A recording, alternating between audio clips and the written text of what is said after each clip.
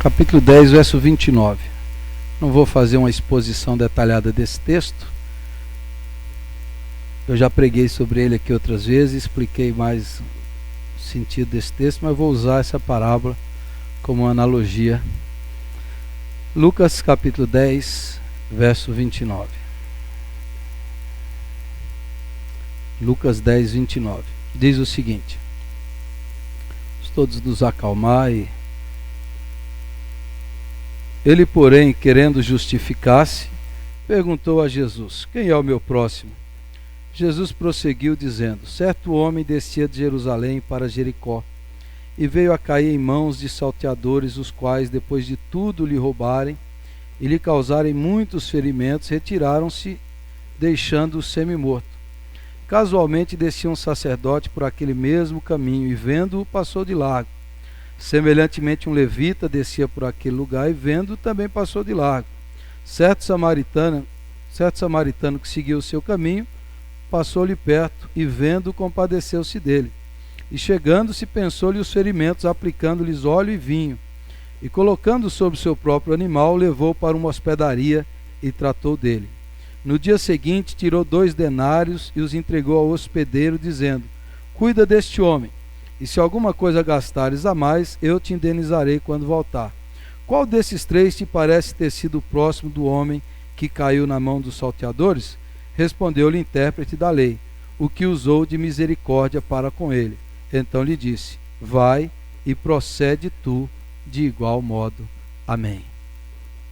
No boletim do domingo passado e no boletim de hoje, eu coloquei um texto que fala sobre o zelo de Deus pelos pobres e necessitados. É um estudo bíblico. Na Bíblia, há mais de 2.000 versículos que falam sobre o cuidado com os pobres e os necessitados, sobre justiça social. Quantos que eu falei?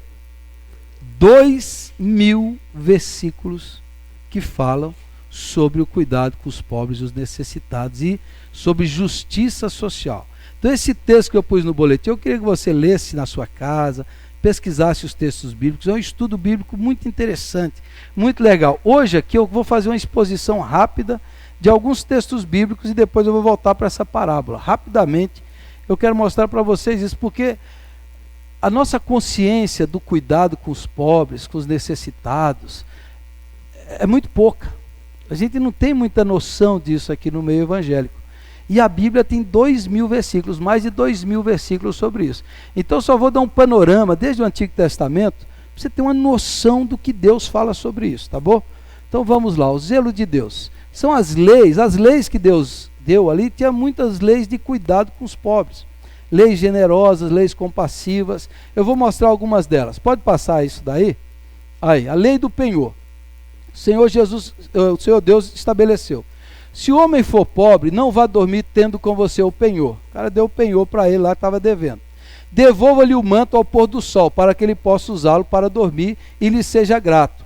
Isso será considerado um ato de justiça pelo Senhor seu Deus. Não se aproveitem do pobre e necessitado. Não se aproveite. O texto continua: seja ele o irmão israelita ou um estrangeiro que viva numa das suas casas. Paguem-lhe o seu salário diariamente antes do pôr do sol, pois ele é necessitado e depende disso. Senão, ele poderá clamar ao Senhor contra você e você será culpado de pecado. Pobre está devendo para você, você pega dele o penhor e não devolve. E o cara não tem o que vestir, o que dormir. Fala assim: isso, você será culpado disso daí. Você não pode fazer isso, o Senhor fala. Se ele clamar, você é culpado de pecado. Isso é a lei que Deus deu para Moisés, há 5.000 anos atrás. Uma lei que Deus cuidava do pobre e do necessitado. Veja a lei da respiga.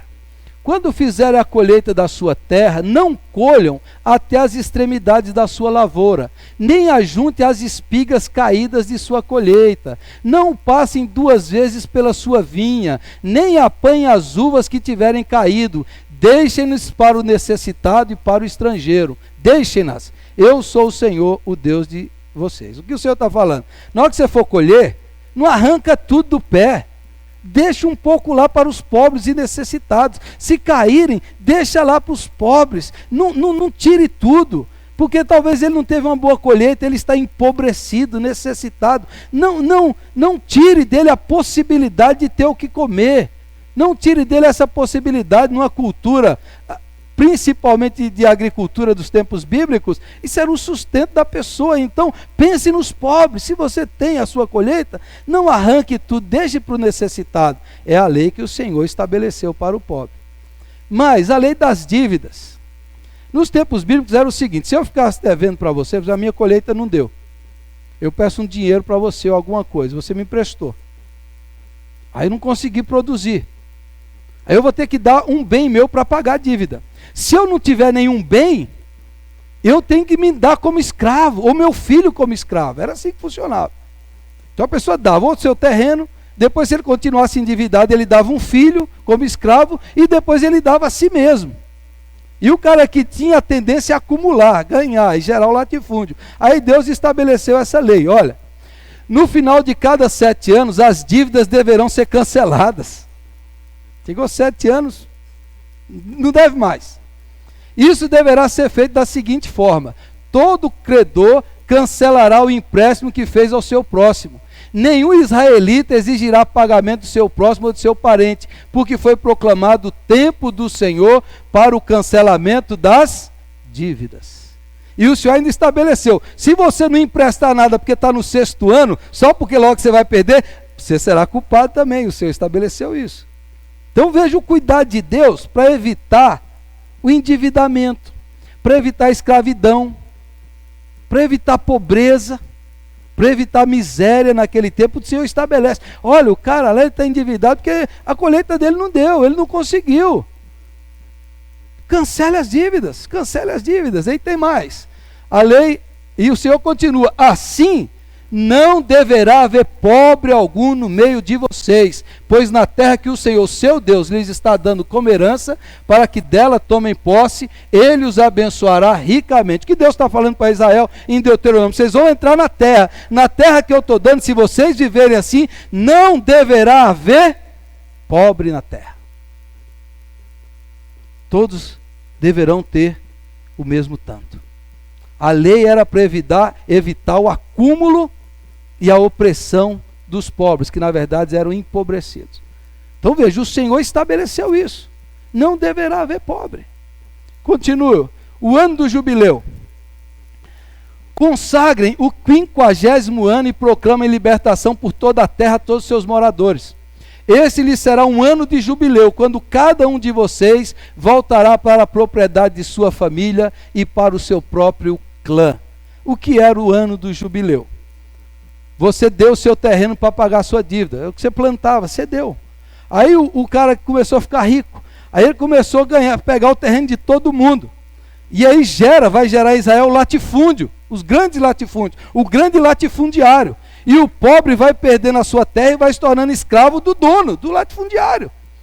Aí Deus estabeleceu: olha, depois de 49 anos, 7 semanas de 7 anos, depois de 49 anos, no 50º ano é o ano do jubileu. Você tem que devolver o terreno para o seu dono original.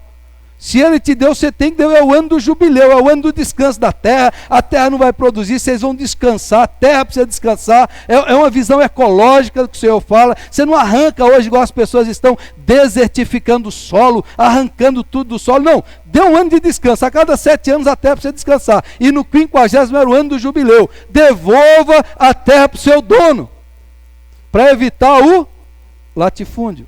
O Brasil é um país de grandes latifundiários. Desde as capitanias hereditárias, o Brasil até hoje, o Brasil nunca teve uma reforma agrária séria. 1% dos ricos brasileiros dominam 50% de toda a riqueza e das terras produtivas do Brasil. O grande latifúndio no Brasil é um negócio assustador. A desigualdade social do Brasil é um negócio assim, estarrecedor. A desigualdade do nosso país. Então as leis de Deus eram leis para proteger o pobre, o necessitado. Não cobre juros do seu irmão, não seja usurário, não seja avarento, tenha piedade dele. Agora imagine o nosso sistema financeiro, onde os grandes agiotas são os bancos. Os bancos arrancam o couro do pobre, do necessitado. Esses dias a minha conta é no Santander, eu estava lá, aí eu falei para a funcionária: precisa mudar o nome desse banco. Não é Santander, o nome desse banco aqui é Satandé. Falei para ela, Deus me livre, é do Satanás esse banco. Todos os bancos são de Satanás. O Itaú, o Bradesco, receitas bilionárias. Bilionárias. Qual é o retorno social? Qual é a justiça social que os bancos produzem no Brasil? Qual é o retorno deles? E ainda fica com aquelas propagandinhas na televisão, pensando em você, na sua felicidade. Estamos pensando no seu bem. Um banco pensando em você. Pensando em você? Pensando em arrancar o seu couro. Pensando em arrancar você com juros exorbitantes. É isso que eles pensam. Então as leis de Deus é contra esse tipo de coisa. As leis de Deus são contra esse tipo de coisa. Contra o latifúndio, o acúmulo e arrochar o pobre, o necessitado. As leis do Senhor. No Antigo Testamento e depois no Novo Testamento há 3 temas assim, presentes assim, de centenas e centenas de versículos bíblicos sobre esses 3 temas. A palavra hebraica, mishpah, que significa justiça. Mas ela é mais do que esse sistema jurídico. A justiça é um tema amplo no hebraico. Tem um significado amplo, com conotações sociais, éticas e religiosas. Então, agora de justiça, não é só a justiça do tribunal, é a justiça social, é a justiça para o trabalhador, é a justiça para o necessitado, é a justiça econômica, é a justiça que precisa haver. Então, às vezes, cuidar do pobre para Deus não tem a ver com o negócio de caridade, tem a ver com justiça. Você entendeu?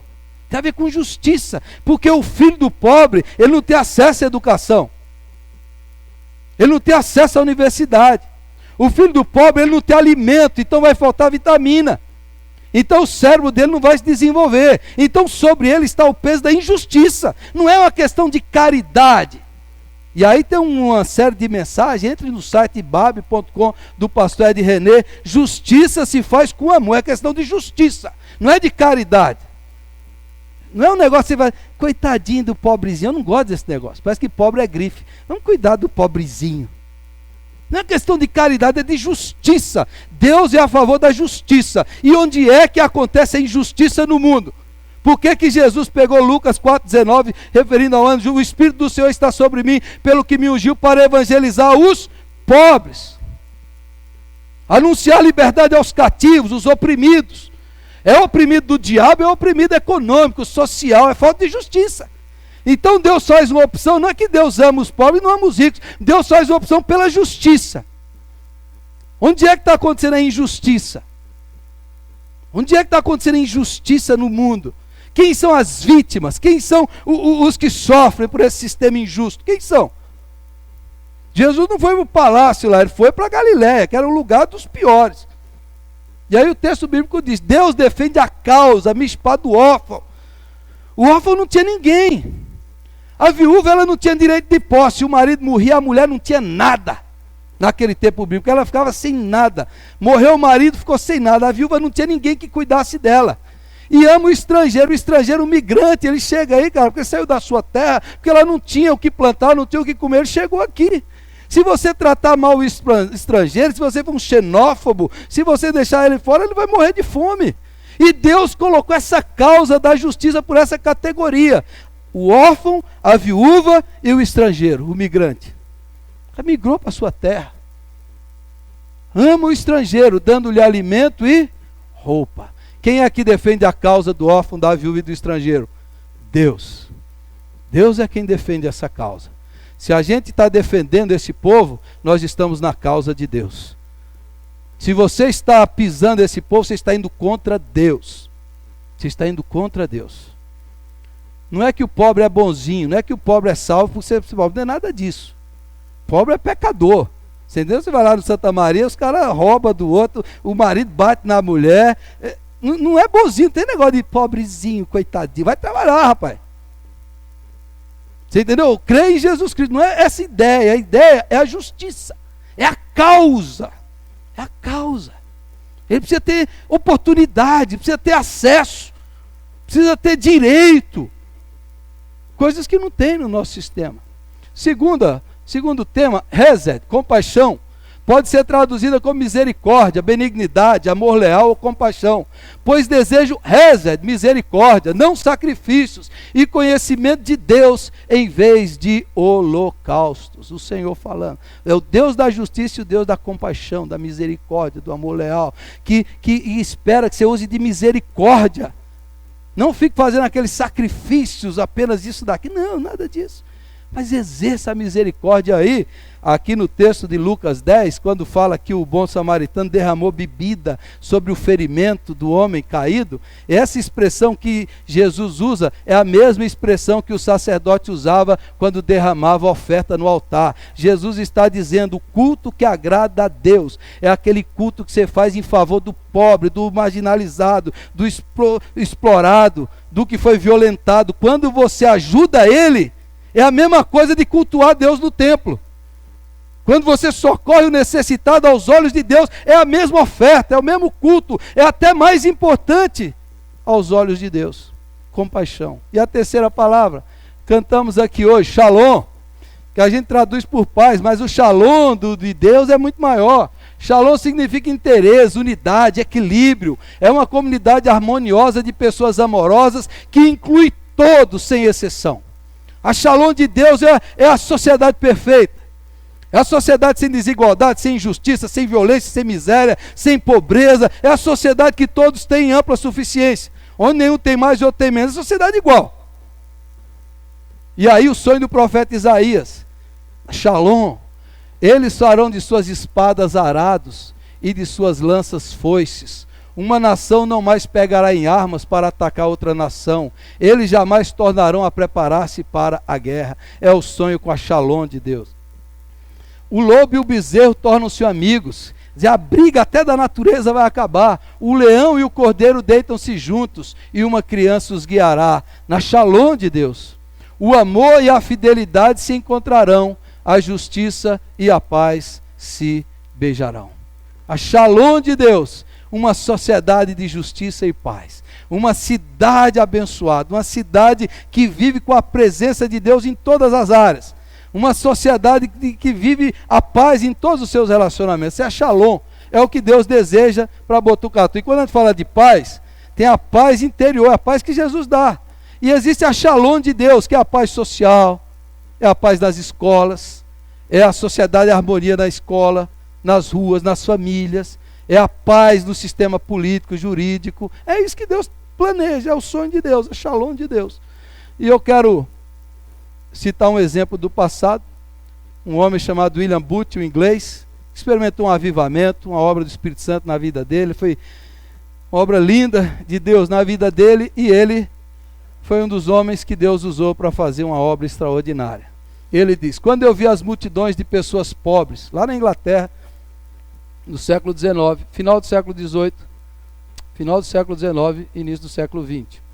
Quando eu vi as multidões de pessoas pobres, tantas delas evidentemente sem Deus nem esperança nesse mundo, e descobri que elas me ouviram tão prontamente e avidamente, me seguindo da reunião ao ar livre até a tenda, e aceitando em tantas instâncias o meu convite para se ajoelhar aos pés do Salvador, naquele mesmo momento todo o meu coração se estendeu a elas. Eu voltei para casa e falei à minha esposa: ó Kate, eu achei o meu destino. Estes são o povo por quem eu tenho ansiado todos esses anos. Naquela noite, disse o general, nasceu o Exército de Salvação. Talvez o maior projeto social do mundo, o maior ministério evangélico que alcança os pobres do mundo. No Brasil não é tão conhecido, mas em outras partes do mundo, nos filmes americanos, você sempre vê lá o Exército de Salvação. O Exército de Salvação, obra evangélica social de maneira extraordinária. E aí o William Booth fez essa palavra aqui. O último sermão dele, ele terminou a vida dele com essas palavras. Esse homem tirou milhares de pessoas da pobreza.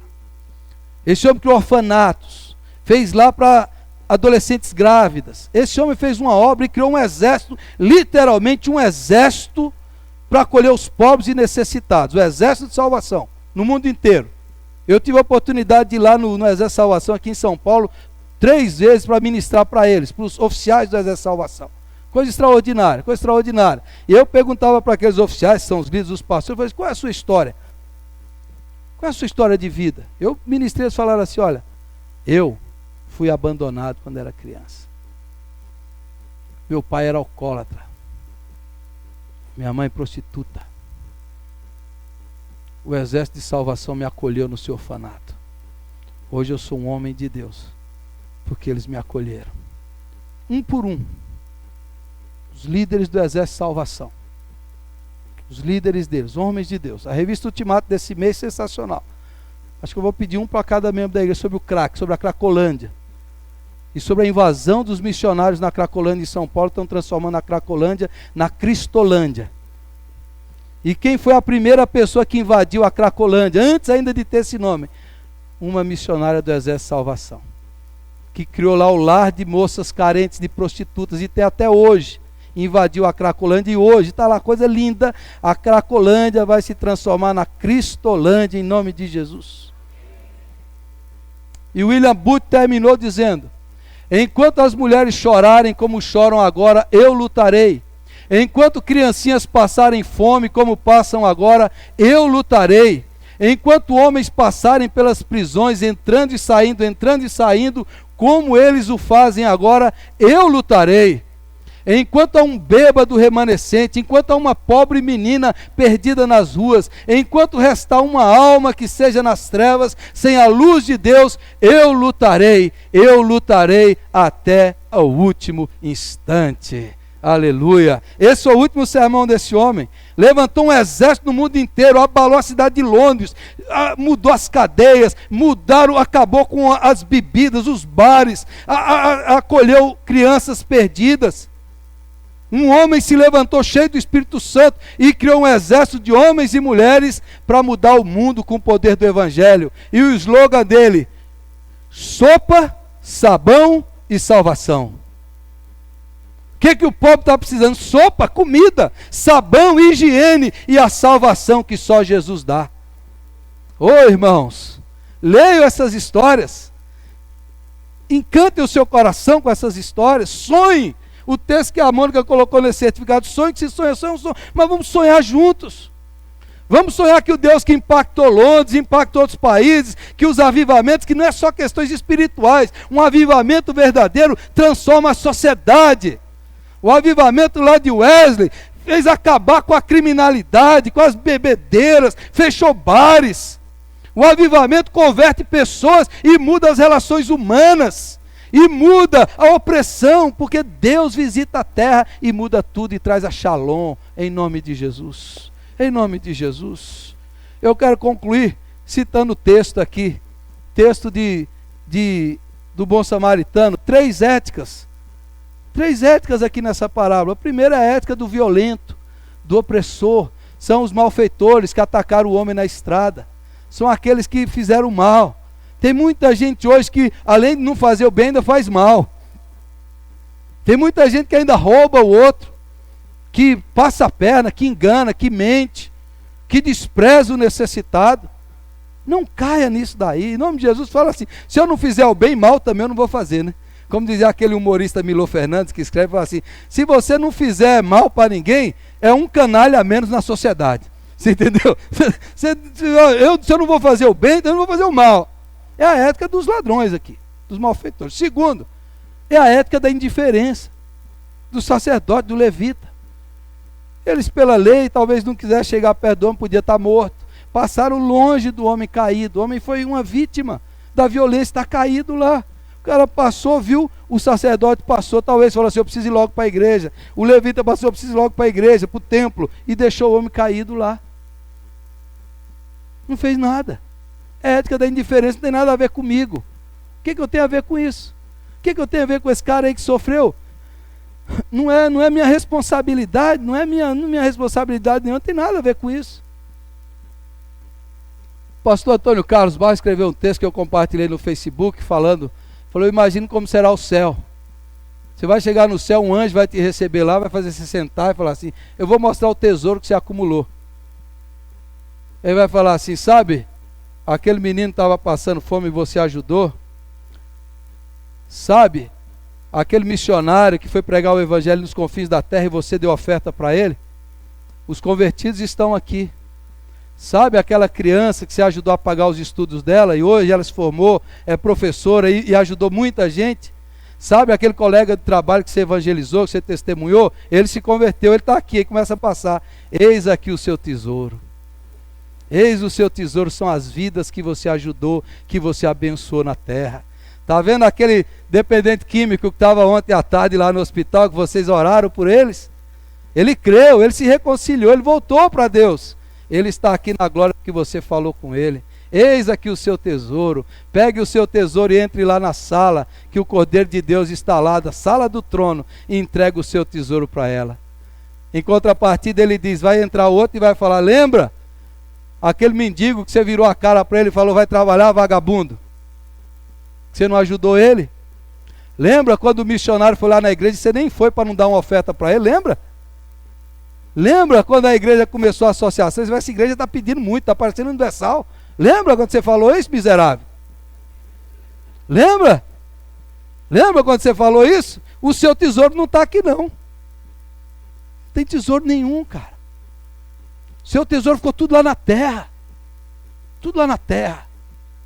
E o que vai acontecer comigo, anjo do Senhor? Entra ali na sala que o leão de Judá está te esperando. E o que será de mim?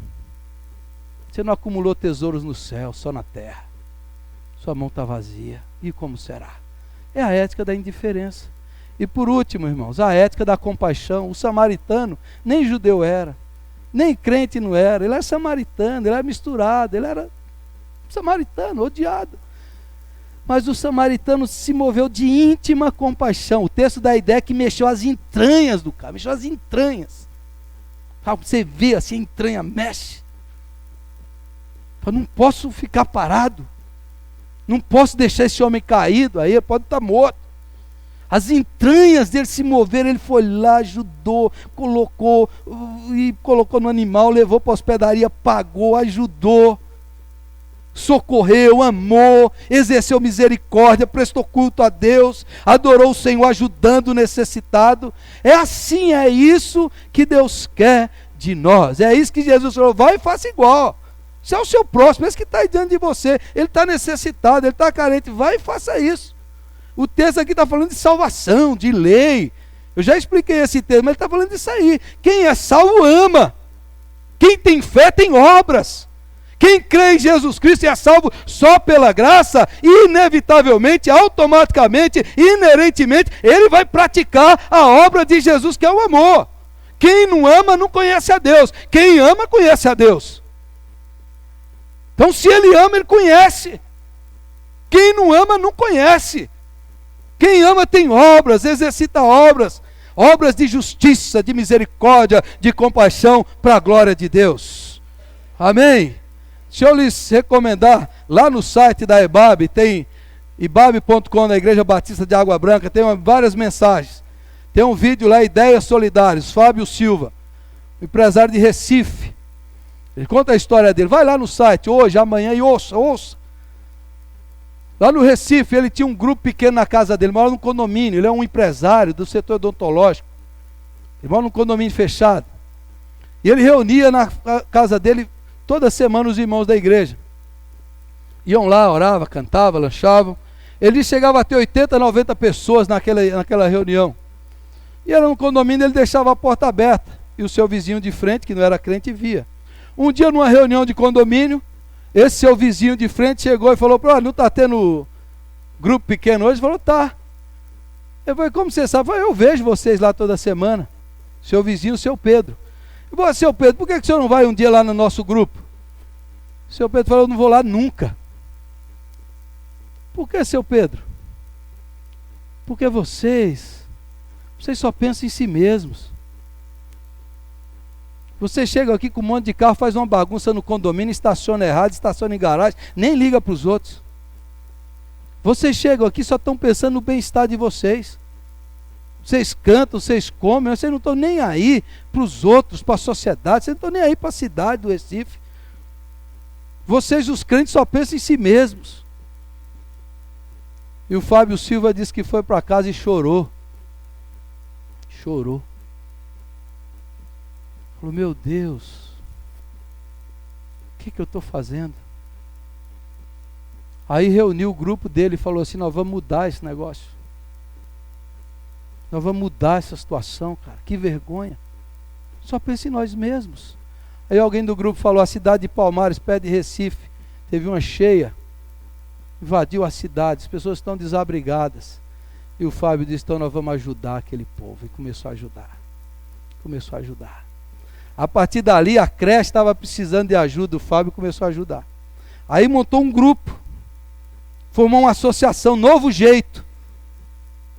Começou a ajudar cidades carentes do Recife, do Pernambuco. Cidades, creches, que não tinham condições, crianças. Aquele grupo começou a expandir e fazer coisas boas. Impactar a cidade, conseguiu colchões, conseguiu roupas, conseguiu reconstruir casas, conseguiu ampliar. Ele começou em 2010, começou a crescer. O Fábio, o negócio começou a crescer.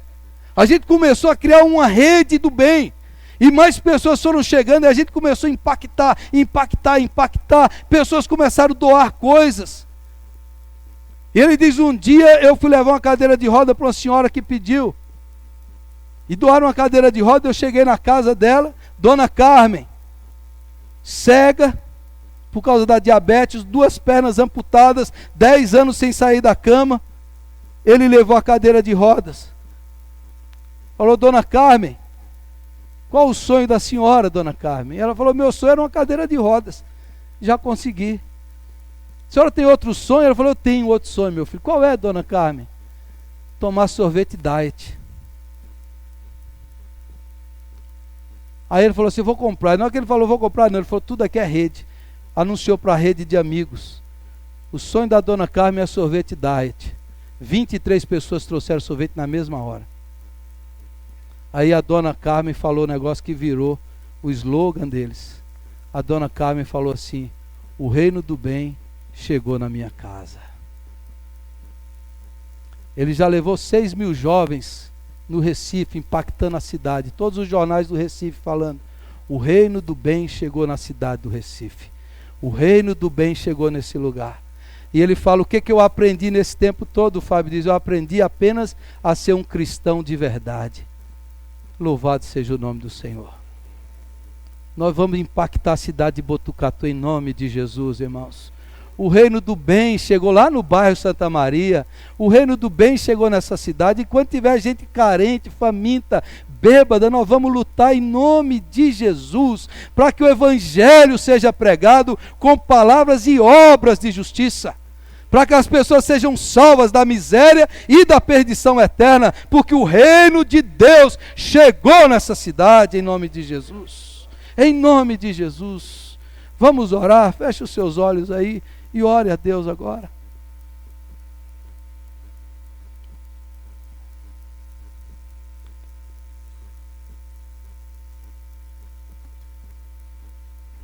Fale com o Senhor: Deus, faz de mim um agente do teu reino, que eu possa lutar, trabalhar para que o teu reino chegue nessa cidade.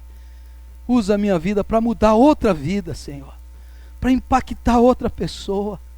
Tira-me, ó Deus, da indiferença, tira-me da apatia, tira-me do comodismo e muda a minha vida, Senhor. Ajuda-me, Senhor. Ajuda-me a fazer diferença nessa cidade. Ajuda-me a ser um instrumento de Deus nessa terra, a trazer a justiça e a paz de Deus nessa cidade. Fale isso com Deus agora. Deus, usa a minha vida. Tira o egoísmo do meu coração, Senhor. Tira tudo isso, meu Pai. Em nome de Jesus. Coloque a sua vida diante do Senhor. Se você hoje quiser fazer um gesto simbólico de compromisso, de falar: eu vou fazer algo diferente essa semana, eu vou ajudar alguém essa semana, faça isso agora. Coloque sua vida diante de Deus. Essa semana, na quinta-feira, o Irecê trouxe um fogão aqui na igreja. Nós descarregamos. Na sexta-feira nós carregamos de novo e foi dar para uma casa. Era para a igreja, mas a gente deu. E Jesus falou: mais bem-aventurado é dar do que receber. O Senhor nos dá para dar para os outros, para servir os outros. Coloque diante do Senhor: quem é que está precisando de mim? Quem precisa de mim? Faça um propósito de fazer o bem. Faça um compromisso. Faça um compromisso com Deus hoje. Se coloque em pé, se você hoje quer falar: Deus, eu quero fazer algo bom. Eu quero ser um agente do teu reino. Eu quero essa semana fazer o bem para alguém. Fique em pé, em nome de Jesus eu vou orar por você.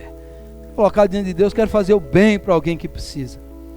Eu quero fazer algo diferente para uma pessoa. Eu quero fazer algo, Senhor, que simbolize, que sinalize o reino de Deus aqui. Coloque diante de Deus isso e vamos orar. Coloque esse compromisso na presença do Senhor.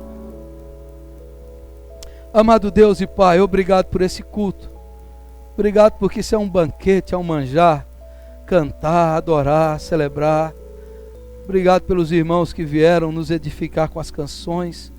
Pai, mas não deixe que a gente fique acomodado, Senhor, dentro desse templo, com os banquetes do Senhor, mas move o nosso íntimo em compaixão pelos miseráveis, pelos carentes, os oprimidos, os cegos, os que estão perdidos nas trevas. Move a nossa vida, Senhor, transforma o nosso jeito de viver, as nossas ações, atitudes, tira a indiferença, a apatia, tira, Senhor, e move-nos, ó Pai, para fazermos obras de justiça nessa terra, em nome de Jesus, para desapegarmos desse mundo e entesourarmos no céu, Senhor. Faz isso em nome de Jesus. Usa-nos, ó Deus, para sermos bênção nessa cidade, para que a luz de Cristo brilhe nessa terra e o poder do mal seja repreendido, seja bloqueado. Deus amado, vem acabar com o tráfico de drogas, Senhor. Venha libertar crianças da prostituição, adolescentes da prostituição, da bebida, em nome de Jesus. Visita a cidade de Botucatu com o avivamento do céu, meu Pai. Abençoe as igrejas, os pastores, os ministérios, abençoe a Assembleia de Deus, abençoe a Associação Bom Samaritano, que acolhe os idosos, continue suprindo e abençoando aquele lugar. Abençoe a Igreja da Paz que está aqui, pastor Cristiano, continue usando e levanta homens e mulheres para abençoar essa cidade, meu Deus. Em nome de Jesus, meu Pai, faz isso. Venha o teu reino sobre nós. Vem o teu reino nessa cidade, vem o teu reino de justiça, vem a Shalom de Deus sobre o teu povo, meu Pai, em nome de Jesus. Faz isso, ó Deus, para a glória do teu nome eu oro e te agradeço. Amém. Aleluia.